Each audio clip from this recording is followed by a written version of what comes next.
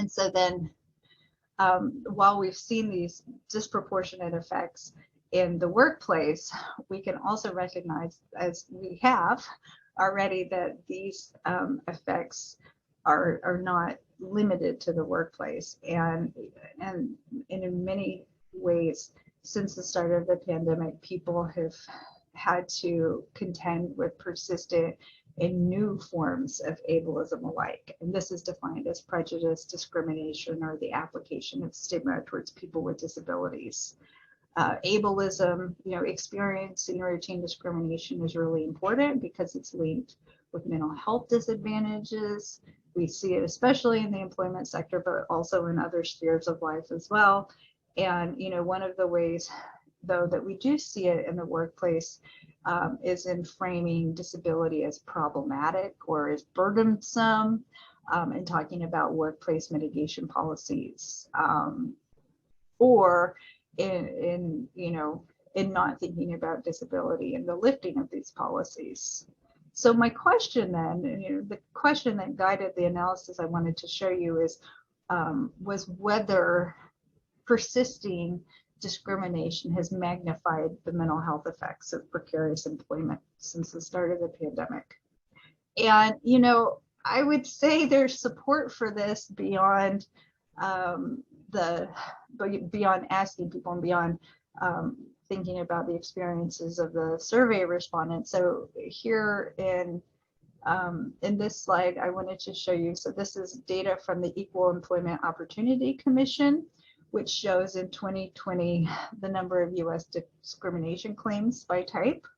And this figure illustrates that disability in 2020 was the leading reason for discrimination claims.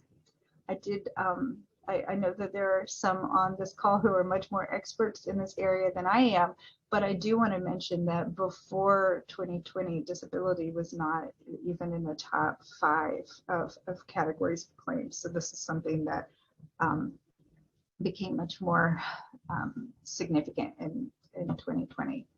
Unfortunately, in looking at these disability claims too, I do want to show you that it was very, very unusual for these to be successfully resolved. So there were only in 2% of cases was the resolution successful, and 7% of the cases there some sort of settlement was made. So you do see that, that discrimination, unfortunately, is certainly happening in the workplace. Okay, so as I mentioned, I tend to think of psychological, typically when we talk about psychological distress, it's not how I think about it, it's how it's typically refers to both symptoms of depression and anxiety, and my measures include both. I will say too that with all of the data I'm going to show you, I considered whether different patterns emerged if I look just at depression or just at anxiety as an outcome, and the pattern of the findings is the same for these analyses. Main predictor was disability status, so whether or not a person identified as having a disability. The next was a count of the different measures or different questions, 10 questions about experiencing employment challenges during the pandemic. And then the third key measure was a very well validated measure of everyday discrimination that was introduced by David Williams and colleagues. It has very high evidence of validity with a Cronbach's alpha of 0.94 in the data. And then the analyses I'll show you also control for gender, for age, for race.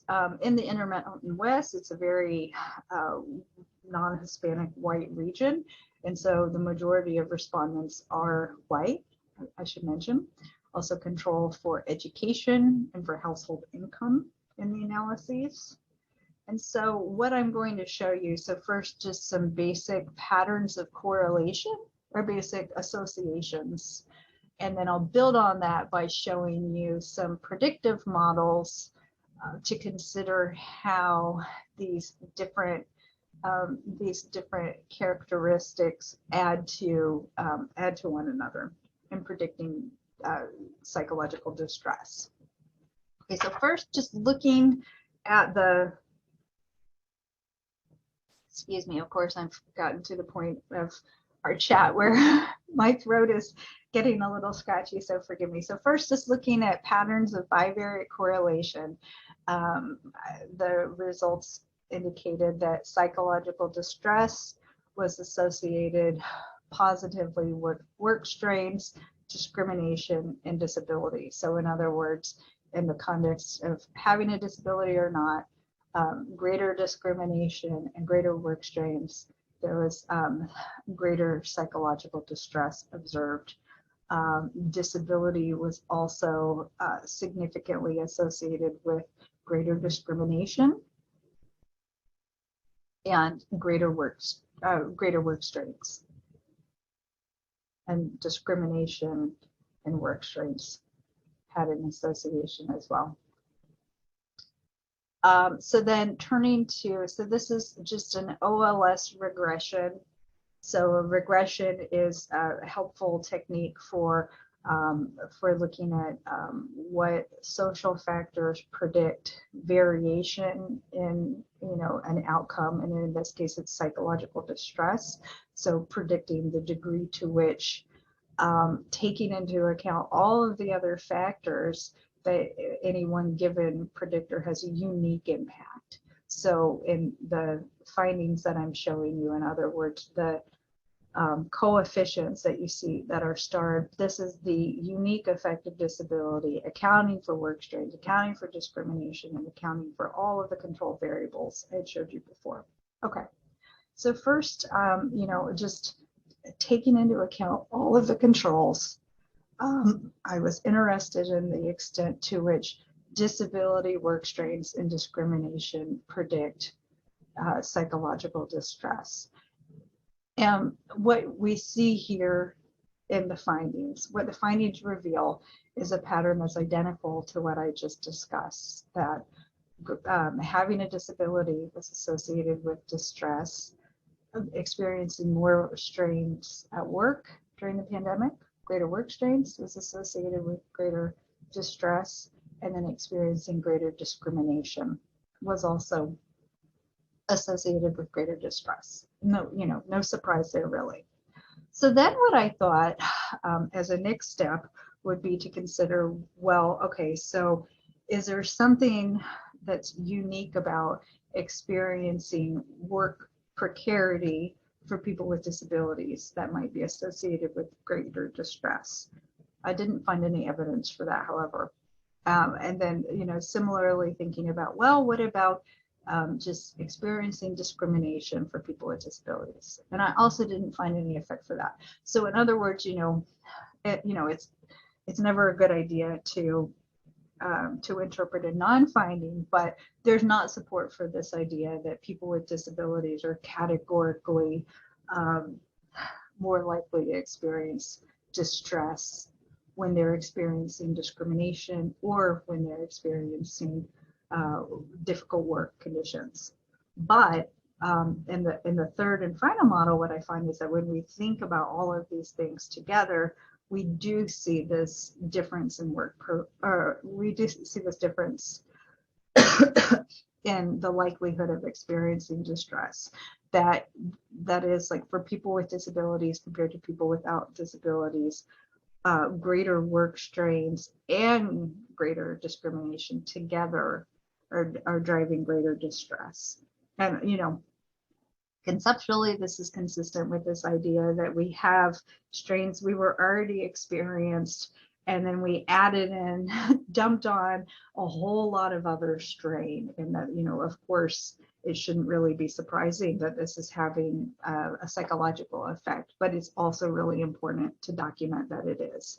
And I just wanted to show you these differences in predicted values for people with and without disabilities, and the relationships between discrimination, work strains, and and psychological distress. And considering the predicted values, what they show is that when you having a disability, the linkage for those who have a disability, the dual impact of discrimination and work strain has effectively like a more steep association. It's more strongly associated. We can think of this as a conditional effect too, that it's more impactful for people with disabilities compared to people without.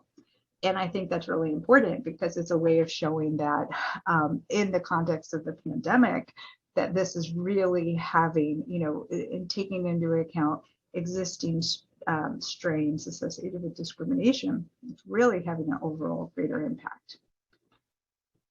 So the key finding here then is just what I showed you, which is that people with disabilities who have experienced more psychological distress, during the pandemic compared to people who are not disabled, they're experiencing greater distress because of the dual effects of work strains and discrimination. And I think that this, in showing the importance of discriminatory experiences during the pandemic, this also raises questions about what it is about disability in the workplace right now, or in 2020 to be more precise, that is eliciting discrimination. So I think that this is an important thing that needs to be considered in research for sure. When we think about further research on the pandemic and its effects too, I would argue that for most macro level stress, for most macro stress events, there are status characteristics for which it is like the most salient. And I think that the pandemic has been most impactful for people with disabilities. But on the other hand, I'm also mindful that we do need to think about other status characteristics too, and thinking about the racist way that the pandemic was framed early on, thinking about experiences of discrimination for Asians and Asian Americans is also an important way to move the field forward, and perhaps the dual effect of the pandemic for Asian Americans with disabilities. I think that it also is important that we think more about, when I've talked about the effect of work strains and the spillover effect into the workplace, it also is important to think about, well, what are the motivations that are keeping us in the jobs we have? Why are people staying where they are and continuing to do work under difficult conditions? So that's an important next step too. So as I've mentioned some of these limitations of the work I just presented as we were going along, but I want to highlight these points again here. So this is a regional study, so it's not generalizable to the US population. It is also, as I said, predominantly non-Hispanic white. And so, in questioning the generalizability to other groups in the United States, I think it's also important to consider how the pandemic has peaked at different times in different parts of the United States. Even, within the regional sample, at the time that this study was conducted, there were real differences in having masking mandates or not across the states that were included. So that's important. A second limitation is that, we are talking about associations. We're not talking about patterns of causality in this data, because it was just taken as one snapshot in time and where people were. So it's really important. Studies like the National Survey on Health and Disability, who have now 3 waves of data on pandemic experiences alone, that kind of data is really important for us to be collecting and analyzing and sharing to I think to recognize and to acknowledge how people with disabilities have been impacted by the pandemic. Also, people with severe visual and cognitive disabilities were not included, and that is an area in which further development is certainly needed, and especially in light of evidence linking intellectual and developmental disabilities with differences in pandemic-related outcomes.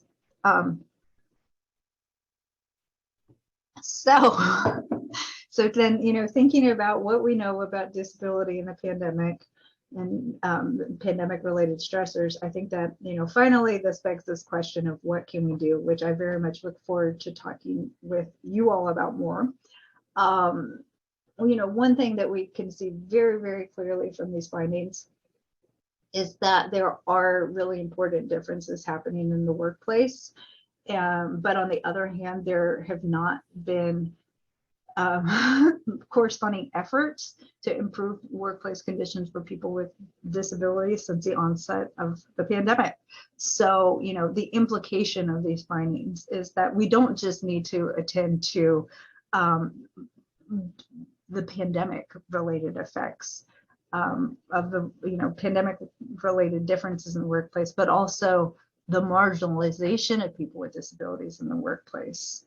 And so how these two forms of stress have come together in this context. But I think that, in thinking beyond this, again, this is like a what can we do, thinking collectively, so beyond pushing for resources and programs to support people with disabilities in employment, we can see that most policies since the onset of the pandemic haven't addressed the needs of people with disabilities. One of the, so along with the employment domain, thinking back to the differences that I showed you a little bit ago, another real difference that we see is in terms of food insecurity, that people with disabilities since the start of the pandemic have experienced much more significant rates of food insecurity, and including like the most severe forms of food insecurity, so sustained experiences of not having enough food to eat. And so, these are real challenges that need to be addressed. So those are the thoughts I'd like to conclude my formal presentation with, and then I'd love to open it up for more questions from you and more discussion on these issues. We do have a question from Nancy, and this question is, has the data about higher percentages of the population with disabilities affected been broken down into categories such as children and elderly not in the workforce any longer? I'm going to make notes.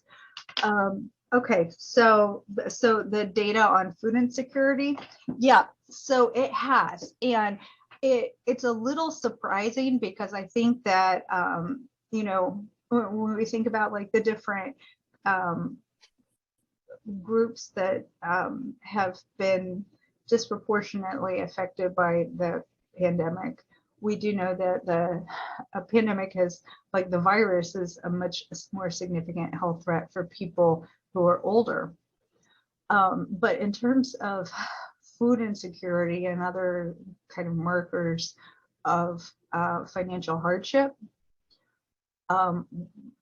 what is emerging is that it's having the most, it's having the biggest effect in terms of like health and functioning on people who are middle-aged. And it's not actually it's not actually counterintuitive, because most of the time, like macro level stressors affect middle-aged people more than they affect younger people and older people. And it kind of makes sense that, that like when you are middle-aged, you're probably kind of at the peak of your professional earnings, and you're also more likely to be supporting young people and older people in your family. So it does sort of make sense, but it's not it's not what I expected to find with that data because of what we, the way that we thought about this pandemic. This question is from Phil, and the question is, I can't think of many things that would be more stressful than experiencing workplace discrimination, especially during COVID with its impact on our economic, psychological, and overall well-being. Mm-hmm. Are there things about being discriminated against at work that differentiate it from other life stressors? About half of all people with disabilities who have participated in the labor force feel they have experienced discrimination on the basis of their disabilities. So we know this is a major problem facing the disability community. Thank you for your work in this very important domain. Bill, I think that was more of a comment than a question. Is there something more important, or I don't know? I think the second sentence was, are there things about being discriminated against at work that differentiate it from other life stressors? Do you mean, is it different to be discriminated against at work than being discriminated against? I'm sorry, I don't. Yeah. Yeah, so it is, I mean, it does have, not surprisingly, I mean, yes, it's terrible. We know that workplace discrimination was widespread before the pandemic, and it's increased, it's not decreased. And so, I think that that's, why I want to study this and why I want to document this is because people are experiencing all kinds of hardships in the workplace. And as you said, how much worse is that if, not only are you fearful of losing your job and you're doing more with less and you're seeing, a decline in work-related resources, but you're also being discriminated against every day of your work life. The finding that these do have this sort of synergistic effect makes sense, with that interpretation. But it does uniquely affect health too. Mm-hmm. This question is Dr. Brown. This is Phil. I'm sorry. I'm sorry for the question. I'm sorry for the question embedded in a bunch of comments, but I got so excited about all this stuff you've been talking about that I couldn't narrow it down. So it was a little bit of a question and a little bit of a comment. Yeah. And so sorry about that. But what I was thinking is exactly what you just said, and I'm kind of locked onto this right now, is that experiencing discrimination at work, I was just thinking that just given the importance of work, this is our livelihoods, right? It's how we make a living and support ourselves. Yeah. It's what we do all day. Is we spend more time doing this than anything else in our lives. And when that's not going well, and when your employer, with whom you're supposed to have a bond and an agreement, you work and then you get paid and you'll be treated fairly and you'll do your job. When that breaks down, it's got to be just demoralizing, and maybe not more so, but I would think in different ways than other stressors, whatever those might be. And I was just wondering if we've gotten into the kind of affective experience of that. In other words, when you're experiencing discrimination's lousy, being treated unfairly is lousy no matter what. Stress isn't good depending on what it is, but if it's coming from your employer and you may or may not have the agency to do anything about it, they have all the power. Psychologically, certainly, it could just be devastating. So I was just trying to underscore the importance of the stuff that you're doing, and thank you for digging in this stuff in such a focused way. I'll be quiet now. No, I appreciate your point, Phil, very much. And I think that sometimes it can be really challenging to kind of pick this apart when we're talking about 2,000 people's experiences, based on response to survey data. There have been some more recent studies that are qualitative and based on in-depth interviewing with people with disabilities, where they're unpacking that a little bit more. And I think that, you know, the kinds of experiences that they talk about are really relevant. And I mean, I'm blanking on the name of the author that published this, but one of the examples that I'm reminded of is from interviews where somebody was talking about how, you know, every time that they talked about workplace mitigation measures, so continuing to mask, that the person's boss would say, well, we're going to have to keep doing that. Thanks a lot, Robin. And, you know, and then, you know, related to that, it's for some people, the experience of being outed as a person with a disability to their entire team. So it's like both having really problematic treatment in the workplace during a really difficult time.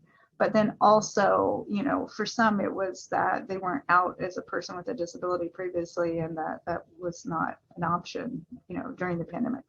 Would say too that, you know, I think actually, you know, sometimes people kind of skip ahead to the mental health effects, which is, you know, understandable, because it's a way to underscore that this is, I would say, a real injustice, that this is an injustice that's occurring. But I think that there are all of these other aspects of experience that are really important too. So when you are experiencing discrimination along with pandemic related stressors, how is that affecting your sense of mastery? How is that affecting your ability to carry out a job that you've done for some time, or anything? You know, how is that affecting your sense of self-worth, your sense of you know, what you contribute to the team? You know, I think that really needs some more finessing too, which is the kind of thing that I think data science can do to some extent. But, you know, kind of bringing these two pieces of research together are really important. This question is from Nancy. Okay. Do you know how the 2020 EEO disability discrimination resolution data differs from previous or subsequent years? I do. So, so looking back to the data on disability related discrimination, it looking at trends up until 2020, disability was not, so up until then, you know, they often talked about like the big three: race, religion, and gender, and sometimes sexual orientation, like made it into the big three, but it wasn't one of the top reasons that people were bringing discrimination claims. And that's something that emerged after the start of the pandemic. And it's something that continued, has continued. I've seen reports on 2021 that seem similar. You know, I don't know beyond that though. This question is from Kelly. Is there any research around how the pandemic impacted accessing mental health support or treatment for people with intellectual disabilities? Yes, so there's a really terrific group of scholars based at Syracuse University, another sociologist, Scott Landis, public health scholar, Margaret Turk, and others who are doing work in that area and looking at the experiences of people with intellectual disabilities specifically. And what it is showing, based on, you know, my reading of their work, is that there have been substantial disruptions in accessing really all forms of care, mental health care, as well as any health care. And that these have been especially acute for people, that these disruptions have been especially acute for people who have intellectual disabilities. This question comes from Kelly, and the question is, why weren't all disabilities included in this study? And then a comment: blind people who can't drive were not able to access drive-through services like food banks, COVID testing, and vaccination sites. Yeah, so this was, so people who had sensory disabilities were excluded from this study sample, and people with more severe intellectual disabilities were also. And I don't really understand, to be honest, why that's the case. This is something that has plagued population research on disability, is especially the exclusion of people with sensory disabilities. And, you know, like something that sometimes people say is, you know, difficulties with arranging for either, you know, for screen readers and so on. I do know, so it wasn't an entire exclusion, but it was severe, you know, people who had severe. And so we did have about 100 people in the sample who had some form of visual impairment. I agree with you completely, Kelly, that it's really, really disappointing to exclude people based on disability type. I'll say too that that's something that I think is a strength of other data sources, like I had mentioned the National Survey on Health and Disability, and I think that one of the ways in which that is a stronger data source is that they include a representative sample of U.S. adults who have sensory impairments. Mm-hmm. But I can't really, I don't know why. I don't know. I mean, you hear these excuses about, you know, difficulties with the screen readers, and since this is an online survey, but it seems really unsatisfying. This question is from Nancy. Is there encouragement, even if slight, that many jobs were transitioned to work from home, which may favor some persons with disabilities who would prefer that? Mm-hmm. Mm-hmm. Yeah, self-included. Yeah. So this is something where I realized that I had some biases that were maybe driving how I approached this topic too. So you know, for many people, working at home and being able to telecommute has been a real comfort. So, you know, while it's posed here as a stressor, it's, I would say, you know, actually been a resource for many people. It's been something that's been protective. But, you know, we're also mindful that when we think about disability as, you know, categorically, that people with disabilities are overrepresented in low-paying jobs. And further analyses, not by me, but further analyses by those who study work have shown that people with disabilities have been also overrepresented in the kinds of jobs for which telecommuting options weren't possible. So, you know, I think that this is having the ability to have some flexibility in your working conditions is really important. And unfortunately, you know, for many people with disabilities, the work that they were doing at the start of the pandemic couldn't be translated into, you know, into more flexible work arrangements. This question is from Salvador. I am struck by your point early on in the presentation that stress affects everyone differently.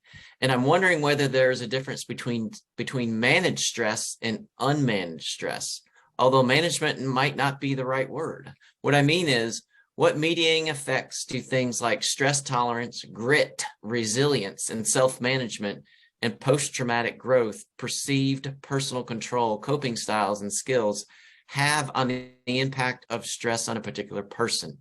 I know some people who seem to deal very well with stress, no matter the stressor, and others who don't seem to deal well with it no matter what. This is such fascinating stuff. Wow, thank you. I'm really glad that that you found this to be interesting and useful. So yeah, so absolutely, there is, you know, when we think about these sort of like intermediary factors or mediators in the stress process, I didn't talk about that at all here because I really wanted to highlight what differences look like between people with and without disabilities in terms of stressor exposure. But absolutely, all of the kinds of things that you're talking about are known to be impactful, you know, in general, and thinking about how stress or stressors, how stress affects health, that that they will be offset by grit, by resilience, by maintaining a sense of mastery despite having a great deal of challenges. So we know that to be the case. But so, and your point about post-traumatic growth is interesting too. So that's something that psychologists are doing much more work on than sociologists, and distinctions between those who languish and those who flourish. I think that in sociology, because it is kind of more rooted to understanding and highlighting social inequalities, that there is often less of a focus on positive outcomes. The positive turn in psychology never happened in sociology, really. We're not studying what's making people happy to the extent that we're studying what makes people depressed or what's making people anxious. And I think that there's good reason for that, in that this helps to show how social inequality is undermining people's lives. It looks like we have a follow-up question to Salvador. Didn't you say the body may keep a record of experienced stress so that they may appear to be handling their stress, but it later manifests in health issues even years down the road? Oh, well, so to be clear, what I was criticizing this view that the body is keeping a score of things that will manifest later individually, looking across populations, looking at the population level. What we do see is that exposure to sustained stress, so sustained stress exposure, high level of stress over a long period of time, appears to age people prematurely. So I think that that's to your point. Those are all the questions we have. Okay. Well, wow, we're right on schedule. Right on schedule. Well, thank you again so much, everyone, for joining me for this. It was really a pleasure to get to talk to all of you about the scientific study of stress and how that's been translated into work on the pandemic so far. I really appreciate your terrific questions and the discussion that we've had around this topic too. Thanks so much. Thank you, Robin. As advertised, this has been great. It's been an honor and a privilege for you to join us today. Thank you for taking time out of your busy day to share your experiences and expertise with us. Again, it's my pleasure. It's been a lot of fun. Thanks. Thank you for an informative presentation. Be well and stay safe. Thank you.